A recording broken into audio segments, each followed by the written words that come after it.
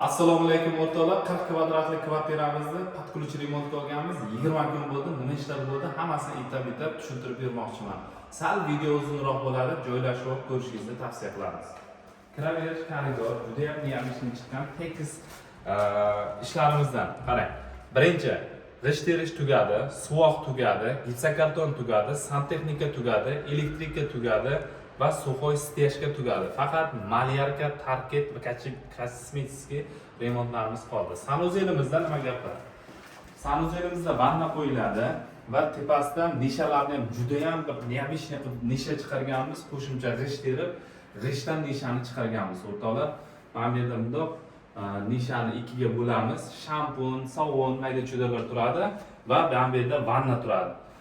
Bu yerda mana bu yerda hojatxona, rakvina oynasi bilan va mana bu yerda stirani turadi. Vlagostoix gipsokartonlardan ishlatganmiz. Bu sanuzellarga 2 qavat iloj bo'lsa, shaxtalarga, patologga 1 qavat Vlagostoix gipsokarton ishlatish tavsiya qilaman.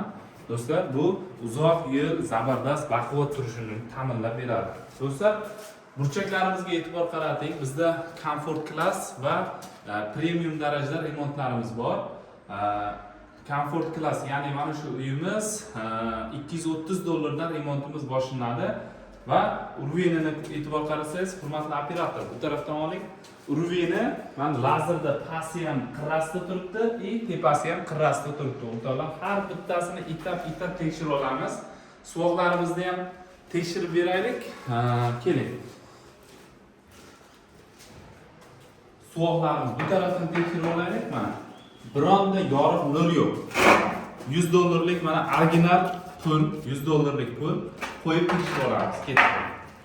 Hamma joyda turadi. To'xtab qoldimi? Demak, hamma joy tekis idealni degan o'rtoqlar. Ya'ni $100likni olib qo'yamiz do'stlar, bu isrof bo'lmasin, yo'qolib qolmasin, cho'ntakka solib qo'yamiz. Ketdi. Bu sanuzel spanli xonamiz.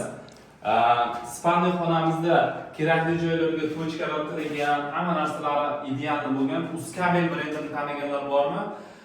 Elektrika sohasida Uskabel nomer 1 bo'ladi. Juda ham mazza qilib ishlatamiz kabellarini, monolitli kabelni ham, jirkali kabelni ham mazza qilib ishlatamiz. Do'stlar, mana bu suvoq bo'lgan polniy uyimiz, suvoqlar juda ham tekis.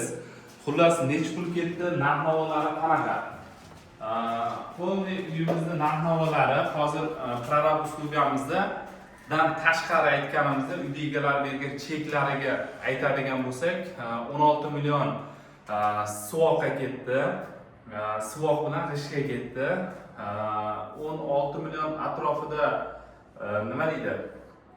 16 million santexnika, ventilyatsiya shaxta, shum izolyatsiyalarga ketdi. Gipsokartonga 6 million so'm ketdi va elektrikaga 3,5 million atrofida pul ketgan ekan. Bularning ustiga hammasini qo'shasiz 40 kvadratga va 15% prorab uslugini qo'shasiz. Bizda remontimiz uyingizga qidirmoqchi bo'lsangiz qanchaga chiqishini hisoblab chiqsangiz bo'ladi. Keyin e'tibor qilsangiz, hamma joy top-toza, akkuratni. Bir haftada bir marta ustalarni o'ziga tozalatamiz.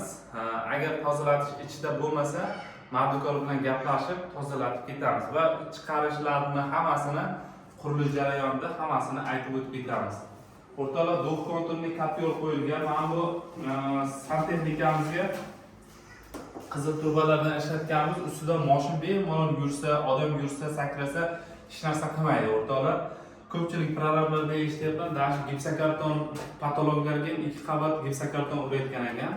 Plyus ko'p bo'lsa, pajalisda, lekin перерасход bo'ladi. Chunki zavod shuni 1 qavat ursa bo'ladi deb chiqarib qo'yibdi. O'shaning uchun ayrim prorablarga ham, ayrim insonlarga ham tavsiyam shuki, har bitta masalan qurilishda ishlatadigan narsangizni tagiga yozib qo'yibdi. Shu vaqtda qotadi, shuncha vaqtda ishlab, bitta qotsang nima deydi? Xullas, instruksiya bo'yicha to'liq hammasini to'g'ri qilishga harakat qilamiz. O'rtoqlar, perrasxod qilmang, pulingizni ekonom qiling. Qurilish doim siz o'ylaganchalik qiyin emas. Kuzatib boring, narx-navolardan xabardor bo'lib turing. Omon bo'ling azizlar.